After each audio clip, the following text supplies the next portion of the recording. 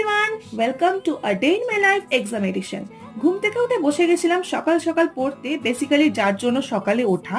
আর মা দিয়েছিল গরম গরম চা। যাই হোক, খাওয়া দাওয়া করতে করতে একটু পড়াশোনা করে নিলাম, আর সাথে তো ছিলই বিস্কুট।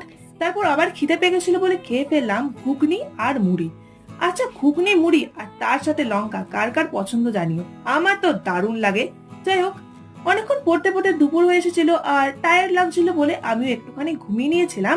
আর ঘুম থেকে উঠেই দেখি নন্দিতা পিসমণি দিয়েছিল সাবুদানার পায়েস। প্রথমবার খেলাম আর একদম দারুণ লাগলো।